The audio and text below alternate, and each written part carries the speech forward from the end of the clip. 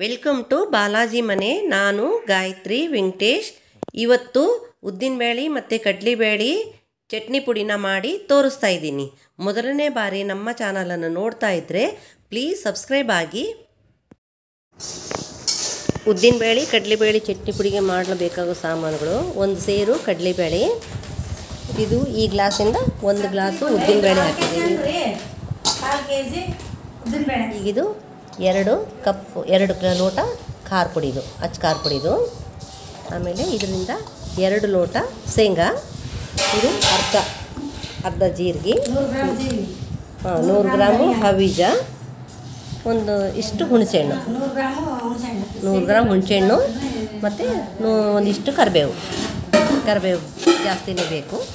ಇದಿಷ್ಟು ಚಟ್ನಿ ಪುಡಿ ಮಾಡಲಿಕ್ಕೆ.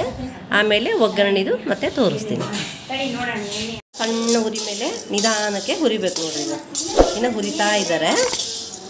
ಇದು ಕೆಂಪಾಗಬೇಕು, ಆ ಥರ ಹುರಿಬೇಕು. ಈಗ ಇದು ಕಡಲೆಬೇಳೆ ಈ ಥರ ಆಗಿದೆ ನೋಡಿ, ಹಿಂಗೆ ಹಾಕಬೇಕು. ಇವು ಸುಡ್ತವೆ. ಇದು ಮೆಂತ್ಯದ ಕಾಳು ಸ್ವಲ್ಪ ಹುರಿದು ಹಾಕಿದ್ದೀವಿ ನೋಡಿ. ಇದನ್ನು ಕೆಂಪಾಗೆ ಹುರಿಬೇಕು. ಈಗ ಇದು ಉದ್ದಿನಬೇಳೆ ಈ ಥರ ಹುರಿದು ಹಾಕಿದೆ ನೋಡಿರಿ. ಇದನ್ನು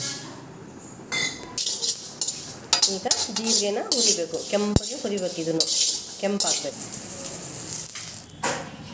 ಜೀರಿಗೆನ ಹುರಿದು ಹಾಕಿದ್ದೀವಿ ನೋಡಿರಿ. ಇದರಲ್ಲಿ ಈ ಥರ ಆಗಬೇಕು. ಈಗ ಇದರಲ್ಲಿ ಹವೀಜನ ಹುರಿಬೇಕು. ಇದನ್ನು ಅಷ್ಟೇ ಕೆಂಪಾಗೆ ಹುರಿಬೇಕು. ಎಣ್ಣೆ ಏನೂ ಹಾಕಬಾರ್ದು, ಎಲ್ಲವಕ್ಕೂ ಹಾಗೆ ಹುರಿಬೇಕು. ಈಗ ಇದು ಹವೀಜ ಆಗಿದೆ ನೋಡಿರಿ. ಈ ಥರ ಇದನ್ನು ಅಷ್ಟೇ ಕೆಂಪಾಗೆ ಹುರಿಬೇಕು. ಎಣ್ಣೆ ಹಾಕಬಾರ್ದು, ಹಾಗೆ ಹುರಿಬೇಕು ಎಲ್ಲವೂ. ಈಗ ಶೇಂಗಾನು ಹುರಿಬೇಕು. ಇದನ್ನು ಕೆಂಪಾಗೆ ಹುರಿಬೇಕು. ಈಗ ಕರಿಬೇವು ಇಟ್ಕೊಂಡಿದ್ವಲ್ಲ ಅದನ್ನು ಅಷ್ಟೇ ಹುರ್ಕೋಬೇಕು. ಯಾವುದೂ ಅಷ್ಟೇ ಎಣ್ಣೆ ಹಾಕಬಾರ್ದು, ಹಾಗೆ ಹುರಿಬೇಕು. ಆಗ್ಬೇಕು ನೋಡಿರಿ. ಇದು ಇಷ್ಟು ಕುರುಕುರು ಆಗ್ತದೆ. ಹಿಂಗೆ ಕರಿಬೇವು ಹಿಂಗೆ ಮುರಿದ್ರೆ ಈ ಥರ ಆಗಬೇಕು ನೋಡ್ರಿ. ಅಲ್ಲಿ ತನಕ ಇದನ್ನ ಹುರಿಬೇಕು. ಹುರಿದು ಈಗ ಒಂದು ಬೌಲಿಗೆ ತೆಗೆಯೋಣ.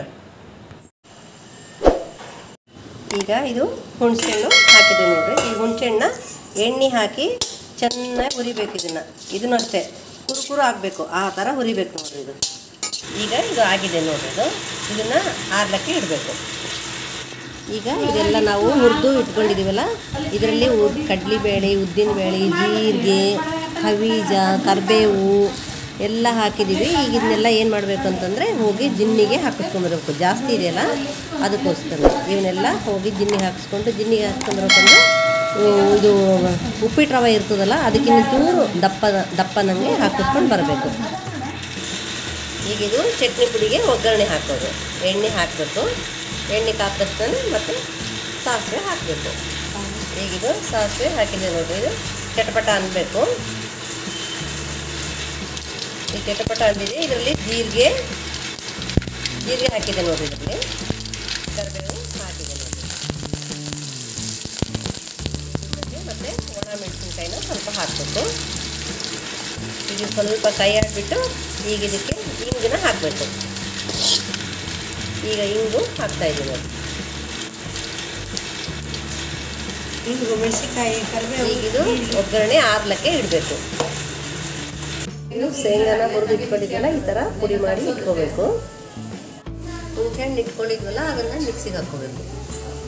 ಈಗಿದು ಈ ಥರ ಆಗಿದೆ ನೋಡಿರಿ. ಹುಣಸೆಹಣ್ಣಿಂದು ಹುರಿದು ಇಟ್ಕೊಂಡಿದ್ವಲ್ಲ ಅದನ್ನು ಪುಡಿ ಮಾಡಿ ಇಟ್ಕೊಂಡಿದ್ದೀವಿ ನೋಡಿರಿ. ಇಲ್ಲಿ ಶೇಂಗಾದ್ದು ಪುಡಿ ಮಾಡಿ ಇಟ್ಕೊಂಡಿದ್ವಲ್ಲ, ಶೇಂಗಾ ಪುಡಿ ಮತ್ತು ಖಾರ ಪುಡಿ, ಇದು ಹುಣಸೆಹಣ್ಣಿಂದು ಹುರಿದು ಪುಡಿ ಮಾಡಿ ಇಟ್ಕೊಂಡಿದ್ವಲ್ಲ ಅದು ಹುಣಸೆಹಣ್ಣಿನ ಪುಡಿ.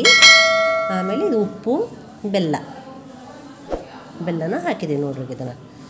ಈಗ ಇದನ್ನೆಲ್ಲ ಹಾಕಿ ಇದ್ರ ಜೊತೆಗೆ ನಾವು ಅದು ಹುರಿದು ಇಟ್ಕೊಂಡಿದ್ದು ಜಿನ್ನಿಗೆ ಹಾಕ್ಸ್ಕೊಂಬರ್ಲಿಕ್ಕೆ ಹೇಳಿದ್ವಲ್ಲ ಪುಡಿನ, ಅದನ್ನು ಹಾಕಿ ಕಲಿಸ್ಬೇಕು.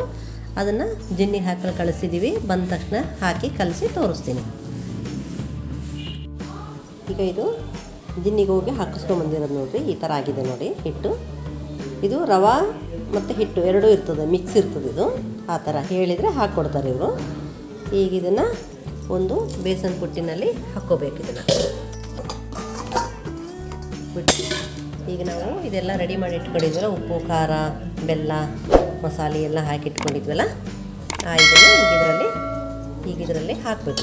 ಇದನ್ನು ಹಾಕಿ ಚೆನ್ನಾಗಿ ಎರಡೂ ಮಿಕ್ಸ್ ಮಾಡಿ ಕಲಿಸ್ಬೇಕು. ಈಗ ಇದನ್ನು ಚೆನ್ನಾಗಿ ಮಿಕ್ಸ್ ಮಾಡಿ ಕಲಿಸ್ಬೇಕು. ಎಲ್ಲ ಹಿಟ್ಟು ಇದು ಎಲ್ಲ ಚೆನ್ನಾಗಿ ಮಿಕ್ಸ್ ಆಗಬೇಕು, ಆ ಥರ ಕಲಿಸ್ತೀನಿ. ಈಗ ಇದನ್ನು ಈ ಥರ ಎಲ್ಲ ಕಲಿಸಿದ್ದೀವಿ ನೋಡ್ರಿ. ಇದು ಈಗ ಇದೆಲ್ಲ ಕಲಿಸಿರ್ತೀವಲ್ಲ, ಈಗ ನಾವು ಇದರಲ್ಲಿ ಒಗ್ಗರಣೆ ಮಾಡಿ ಇಟ್ಕೊಂಡಿದ್ದೀವಲ್ಲ, ಈ ಒಗ್ಗರಣೆನ ಇದಕ್ಕೆ ಹಾಕಬೇಕು. ಈ ಚಟ್ನಿ ಪುಡಿಗೆ ಹಾಕಿ ಚೆನ್ನಾಗಿ ಕಲಿಸ್ಬೇಕು. ಹಿಂಗೆ ಇದನ್ನು ಹಾಕಿಬಿಟ್ಟು ಎಲ್ಲ ಹಾಕಬೇಕು, ಹಾಕಿ ಚೆನ್ನಾಗಿ ಕಲಿಸ್ಬೇಕು. ಈ ವಿಡಿಯೋ ಇಷ್ಟವಾದಲ್ಲಿ ಲೈಕ್ ಮಾಡಿ, ಶೇರ್ ಮಾಡಿ. ಹೆಚ್ಚಿನ ವಿಡಿಯೋಗಳಿಗಾಗಿ ನಮ್ಮ ಚಾನಲನ್ನು ಸಬ್ಸ್ಕ್ರೈಬ್ ಆಗಿ.